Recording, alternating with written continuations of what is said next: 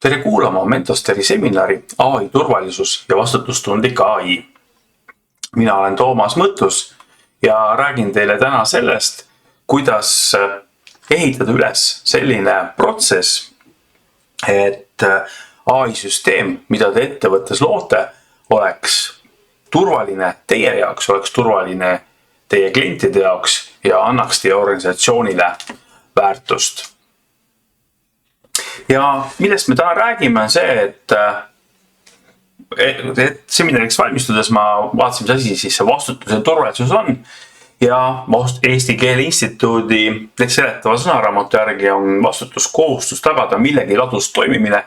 kellegi hea käekäik, õige käitumine, kohustus enda või kellegi teise tegevuse tagajärgedest aru anda. Ja turvalisus on kaitstus, ohutus teatavas olukorras. Et siin need on nagu väga selged mõisted ja põhimõtteliselt võiks ju siinkohal seminari ära lõpetada ja öelda, et nende asjadega tegeletegi, aga vaatame asjadesse natukene põhjalikumalt sisse, miks nende teemadega peaks tegelema, kuidas on seadusandlus AI valdkonnas arenenud ja milliseid metoodikaid näiteks Microsoft soovitab. Ja miks me kõigepealt alustaks siis sellest, et miks me selle teemaga tegeleme, on see, et kui me vaatame, kuidas ettevõtted panustavad oma arengusse, siis igal aastal ettevõtted pingutavad, teevad seal 15-20% paremaid tulemusi ja neid peetakse väga headeks tulemusteks. Ja aastast aastasse pingutad ja tulemus läheb kogu aeg paremaks ja lõpuks juba hakkab tunduma, et oled jõudnud heale järjele. Aga kui sa seejuures ei tegele riskide juhtimisega, ei pööra tähelepanu ohtudele, mis võivad sinu äri varitseda, siis see riski realiseerumise tagajärg võib olla selline, et sa pead oma ettevõtluses ja ettevõtte tulemuslikus ootuses mitu aastat tagasi minema. Ja seepärast suured ettevõtted sageli tegelevadki riski juhtimise ja sellise kvaliteedi juhtimisega palju rohkem kui uute teenuste ja väärtuse loomisega. Ja Euroopa Liit on samamoodi tunnistanud seda, et valdkond vajab mõningat reguleerimist ja alates 1. augustist 2024 on siis Euroopa Liidus kehtib selline asi nagu tehisintellekti määrus ja seal on tehisintellekti riskid jagatud 4 erinevasse kategooriasse. Ma ütleks sisuliselt, et kui sa hindad nagu tehisintellekti riski, siis aktsepteeritavad või mingil määral aktsepteeritavad riskid on 3 esimest, kus esimene on siis nagu minimaalne riskitase, mis on sisuliselt passiivsed tehisintellekti süsteemid, kus siis nende tegevustel väga suuri tagajärgi ei ole. Seejärel on tegu spetsiifiliste läbipaistvusriskidega, nagu näiteks juturobotid, kus teine osapool peab olema teavitatud sellest, et ta suhtleb tehisintellektiga, mitte inimesega. Ja 3. tase siis on suur risk, kus tehisintellekt annab näiteks diagnoosi või teeb mingeid otsuseid. Ja seal peavad olema need tehisintellektiga seotud protsessid korralikult juhitud ja rangelt kontrollitud. Ja 4. tase siis on siis vastuvõetamatu riskitase, kus siis tehisintellekti kasutamine võib põhjustada inimeste diskrimineerimist, nende põhiõiguste kallale minekut, et sellised süsteemid peaksid olema Euroopa Liidus keelatud ja juhul kui tehisintellekti teenuse loomisel hindate, et siin võib tekkida sellist ohtu põhiõigustele, siis sellist tehisintellekti süsteemi ei tohi isegi luua. Aga kui me räägime siis riskidest, siis kui me läheme ka teooriasse, et kuigi siin enne ma ütlesin, et see turvalisus on see, et on ohutu, siis kui me võtame infoturbe kontseptsiooni näiteks, siis kõige esimene samm turvalisuse loomisel on üldse see, et andmeid saab kasutada. Seejärel on, et andmed, ehk siis peab olema backup tehtud, süsteemid peavad olema piisava kiirusega, et inimesed saaksid neid süsteeme kasutada. Ja ja teine samm on siis see, et need andmed peaksid olema tõesed. Ja alles kolmas samm on selline turvalisuse teema, et kui ma nüüd näiteks toon selle näite, et juhul kui te teate, et teil on süsteemis näiteks olemas mingisugune oluline leping, aga te ei saa seda lepingut kätte sel hetkel, kui teil on kliendi koosolek, te ei saa üle kontrollida, mis teil on kokkuleppe kliendiga, siis on turvalisus on rikutud, sellepärast, et te ei saanud neid andmeid õigel ajal kätte, ehk siis te ei saanud andmeid kasutada. Ja kuigi sellises populaarteadusliku turvalisuse mõttes oli kõik korras, et teie andmetele keegi ligi ei saanud, aga kuna ka teie ei saanud nendele andmetele ligi, siis oli turvalisus rikutud. Andmete tõesuse olulisusest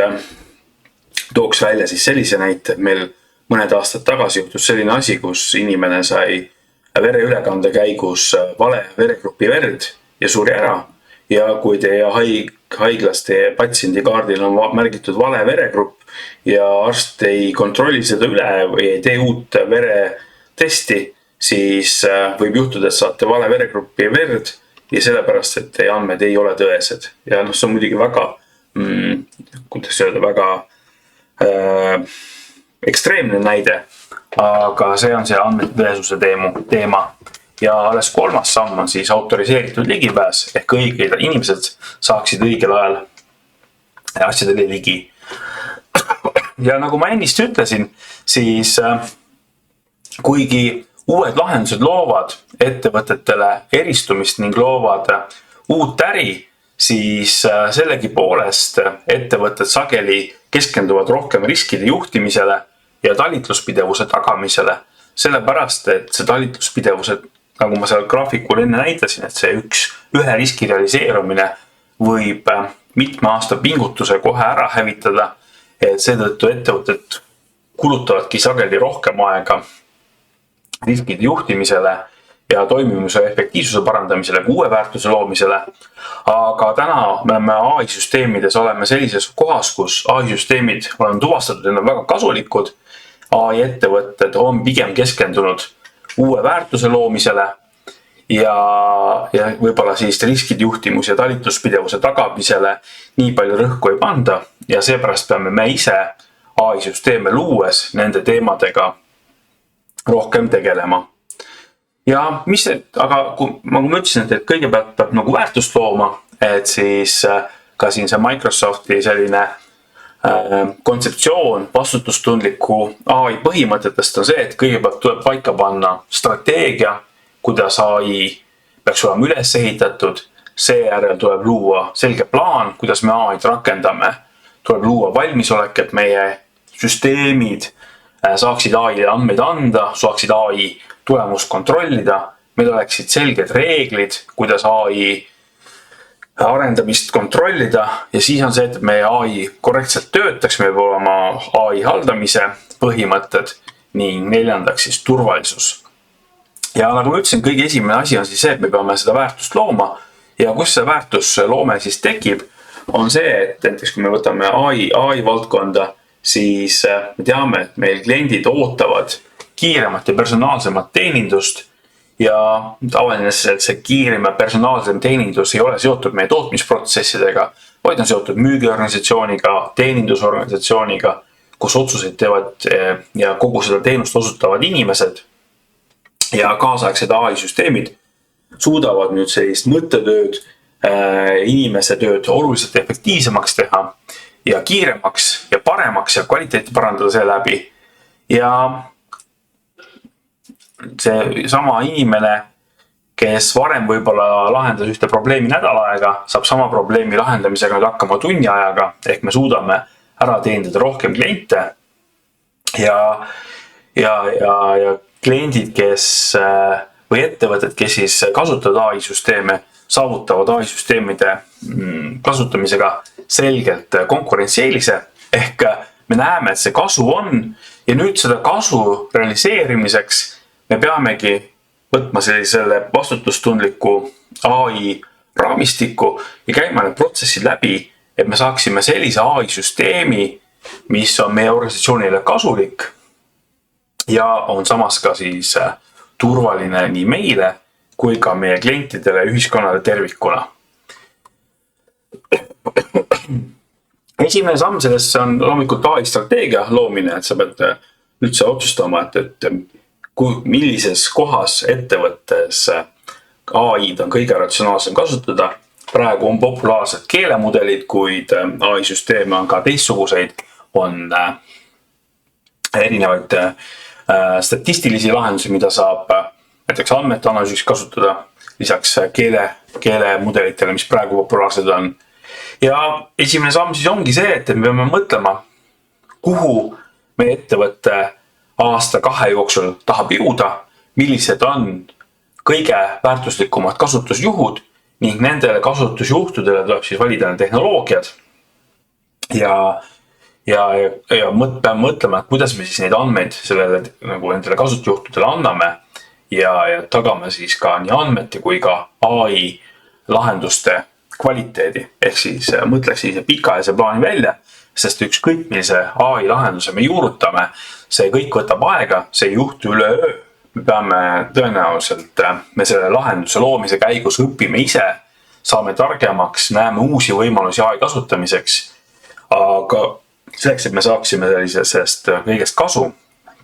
peame paika panema pikaajalise plaani, sest et kui see AI-süsteemi juurutamine võib võtta mitu kuud aega, siis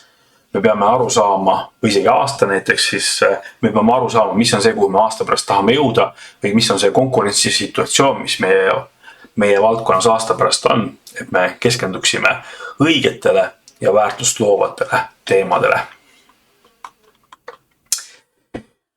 Ja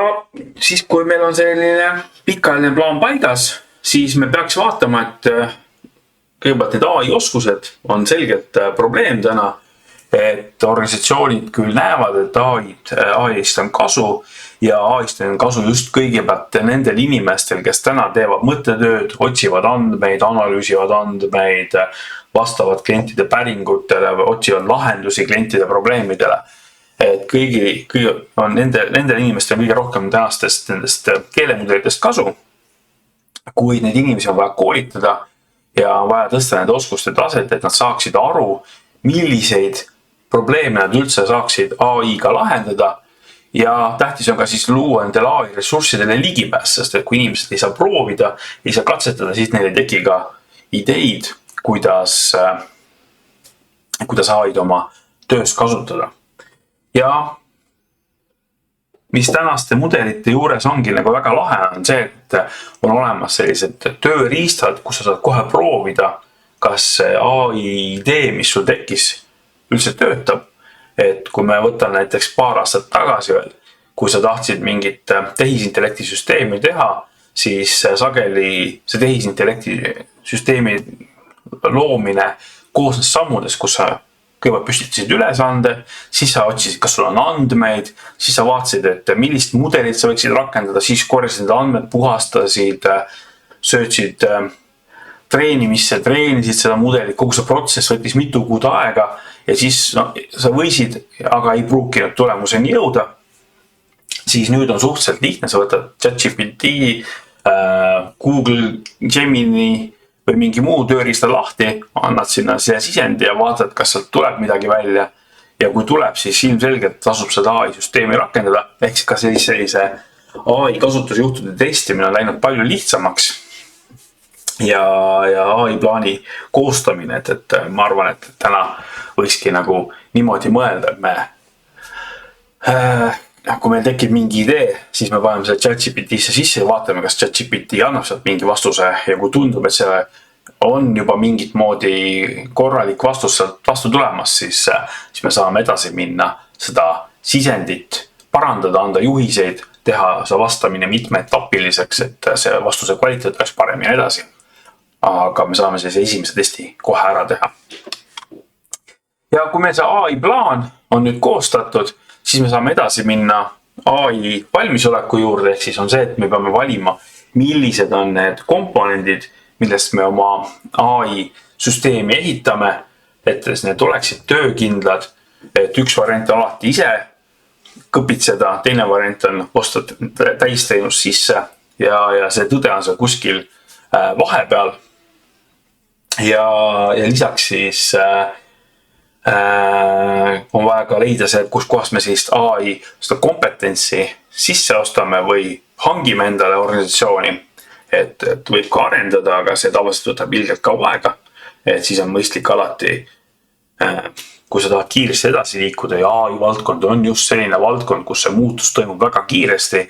ja mõistlik ära kasutada teiste organisatsioonides omandatud teavet ehk siis, või oskusi, ehk siis see AI teadmine endale sisse osta ja esimesed lahendused kiiresti ära teha ja loomulikult eks seda lihvimist ja AI lahenduste parandamist on siin tõenäoliselt aastakümneteks, et see AI tehnoloogia on tulnud, et jääda ja see kuhugi enam ära ei kao, kõik on tuvastanud, sest on kasu. Nüüd on lihtsalt, ma arvan, me järgmised 10 aastat siin ehitame järgmisi selliseid AI lahendusi. Me peame seda lihtsalt tegema turvaliselt ja kasu niimoodi, et ettevõtted on sellest kasu.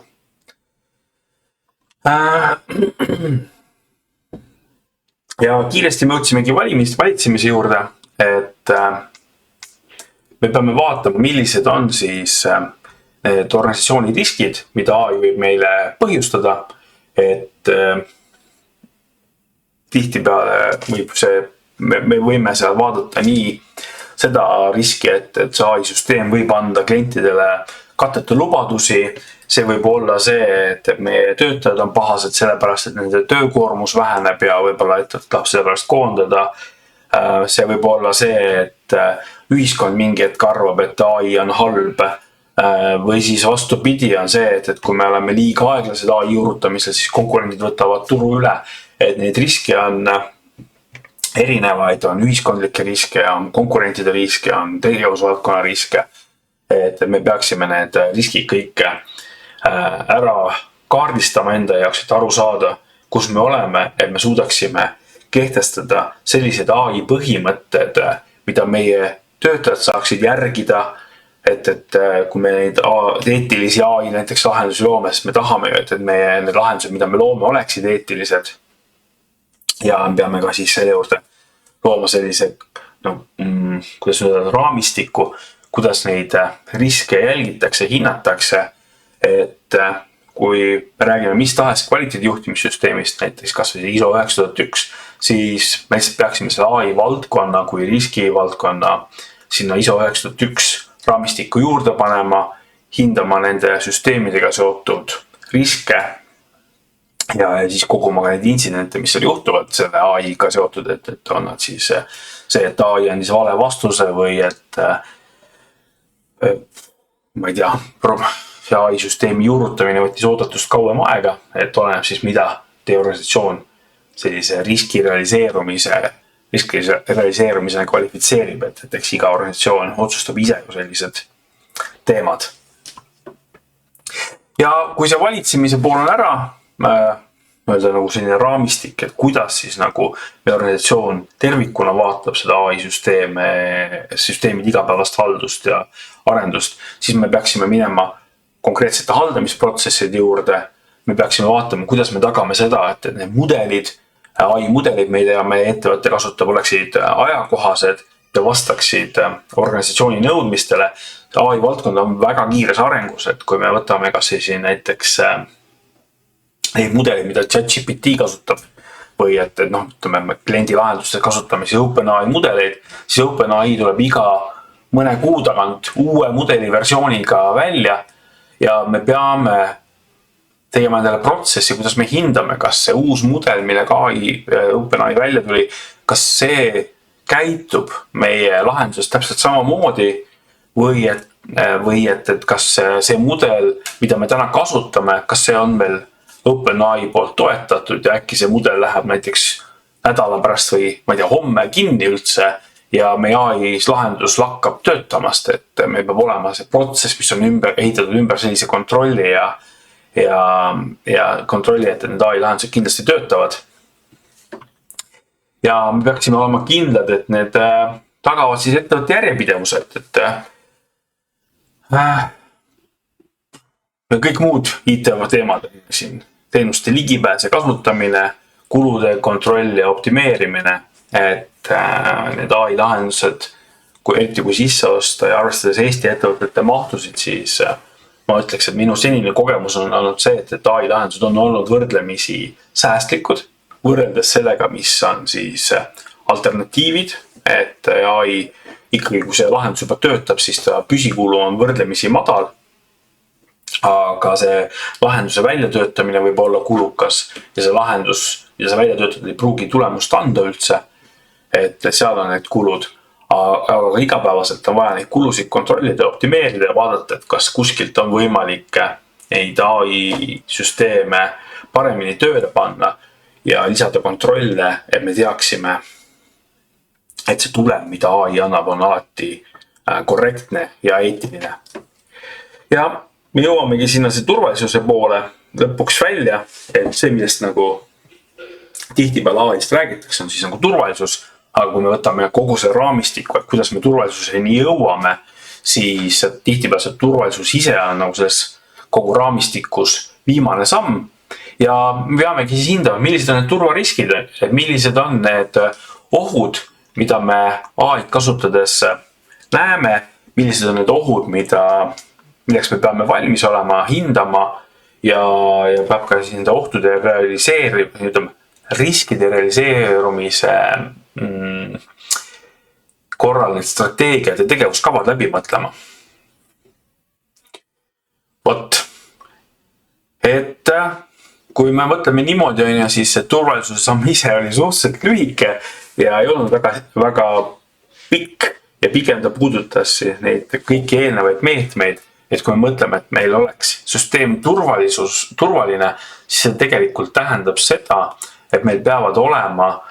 need eelnevad sammud tehtud, et meil peab olema selge, mis on see strateegia, et me peame teadma, et miks ja kuidas me andmeid tahame kasutada, me peame tagama, et andmed on tõesed ja siis me saame öelda, et meie süsteem on turvaline ja samamoodi siin Microsofti välja pakutud metoodikas, siis esimene samm on see, et me vaatame pikaajalist plaani, kuhu me tahame jõuda, siis me vaatame iga lahenduse juurutamise plaani, me vaatame, kas meie organisatsioon on valmis, kas on koolitused tehtud, kas on olemas süsteemid, mida kasutada AI lahenduste loomiseks. Siis me mõtleme välja, missugused on organisatsioonilised kontrollid selleks, et me teaksime, kas meie AI lahendus on turvaline, siis me mõtleme läbi oma igapäevased protsessid ja riskijuhtimised, et juhul kui, mis siis saab. Ja see, kui me oleme kõik need 6 sammu läbi teinud, siis me saamegi öelda, et meil on ettevõttes realiseeritud vastutustundlik ja turvaline AI. Ja kokkuvõttes ütlekski niimoodi, et nagu te nägite, siis tegelikult need esimesed sammud puudutavad pigem seda kasu, ehk kus äriprotsessis saame AI-d rakendada, on esimene samm, ehk siis me mõtleme AI strateegiale, siis me mõtleme, et miks ja kui kriitiline on nende lahenduste juurutamine ja millist väärtust need AI-süsteemid aitavad luua. Ehk me vaatame kõigepealt seda strateegilist poolt ja alles seejärel, kui meil on arusaam olemas, kas meil on üldse mõistlik AI-süsteeme rakendada, siis me lähme järgmiste sammude juurde kuni sinnamaani, et me vaatame AI turvalisust ja AI-ga seotud riskide juhtimist. Ehk ütleme nii, et kui teil on mis tahes sammu kohta küsimusi, tahaksite hakata AI-süsteeme juurutama, siis ma oskan teile kindlasti head nõu anda. Olen siin erinevaid AI-süsteeme aastate jooksul juurutanud, juurutan praegugi ja mõtleme läbi. Ja nagu te teisest slaidist nägite, siis olen ka aastaid ettevõtteid juhtinud, et saan aru juhtimisprobleemidest ja mõtleme selle strateegilise osa läbi, kus kohast teie organisatsioonil oleks AI-süsteemidest kõige rohkem kasu, millist koolitust peaks teie organisatsioonis tegema ja mõtleme läbi siis ka seda AI varustatuse või et millised lahendused teil peaksid olema ja kuni siis erinevate riskiplaanideni välja. Nii et kui teil on täiendavaid küsimusi, ärge kõhelge ja võtke ühendust. aga sellega täna lõpetame ja aitäh teile!